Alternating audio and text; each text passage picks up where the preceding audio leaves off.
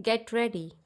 In discussing the demands for grants of the Finance Ministry, we have got to see to what extent the administration of this particular ministry has led to the development of our national wealth and the securing of the welfare which our state claims to have in view.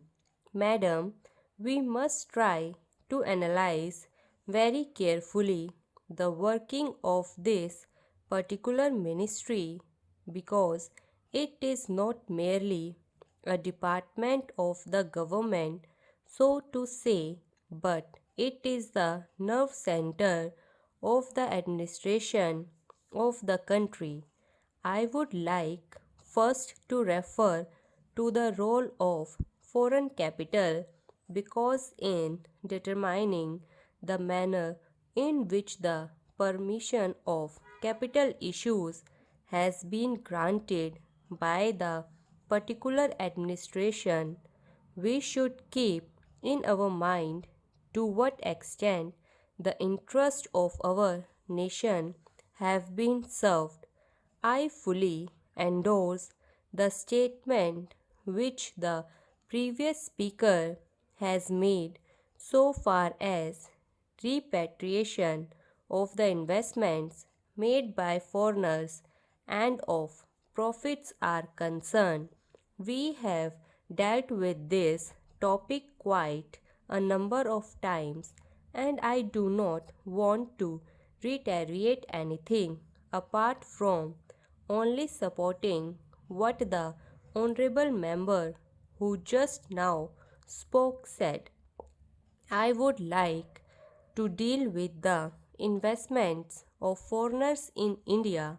Madam, the government of our country accepted the proposition that in allowing foreigner investment, it should come in only in such industry and such form of production wherein our national investors will not come forward and in which technical skill is wanted.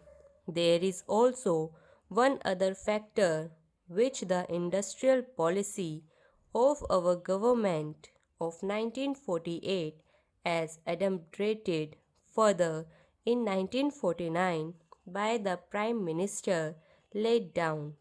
It specifically said that the control and ownership of such concern should, as far as possible, be in the hands of Indian nationals and the technical know-how of our country should be developed.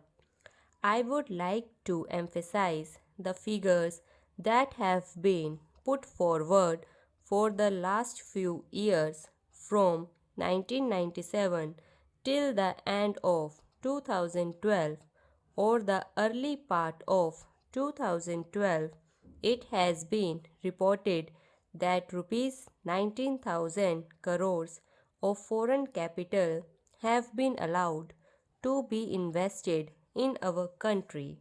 Of that, particularly, more than rupees 6,000 crore have been allowed to be invested in managing agencies and trading enterprises in our country.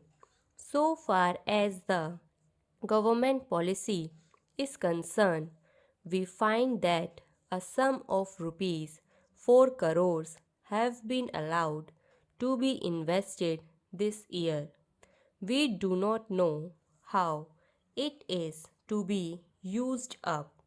We have been told that during the period 2008-13, nearly rupees 35 crores have been allowed to be invested in textile machinery and generally in the textile industry. We have seen to what extent cotton and jute have been dominated by the national capital and to what extent they play the role as against the demand for them. We know further what the government is doing in regard to these industries and how the Indian counterpart in these industries are behaving. Then, why this further penetration of foreign capital? Even in regard to the expansion scheme, we find that paints, soaps, electric fans, and machines tool are some of the industries where the government has allowed foreign interest to establish or expand their factories. It will adversely compete with the production of the country when the indigenous procedure do not find any market in this sphere. Therefore, we have not got to see to what extent the capital issue has been regulated by the government and particularly by the finance department, so what the national well-being of the country could be guaranteed. Then we have got to look into the fact as to how far the new industries are allowed to function. So far as the oil refineries are concerned, some of them have been established and some more are going to be established very soon. In the control of the administration, the Indians have no share. There are only reference shareholders and they have no voice in the management. So far as the administrative aspect in this industry is concerned, the most important part of it is the technical know how. They do not guarantee that they will train the Indians. That means they say even after 20 years we will have to face the problem of the know how in respect of the oil refineries. I do not know why the government are showing softness to foreigners in this matter. Then we have another investment in collaboration with the Indian chemical industries for the manufacture of civil explosives.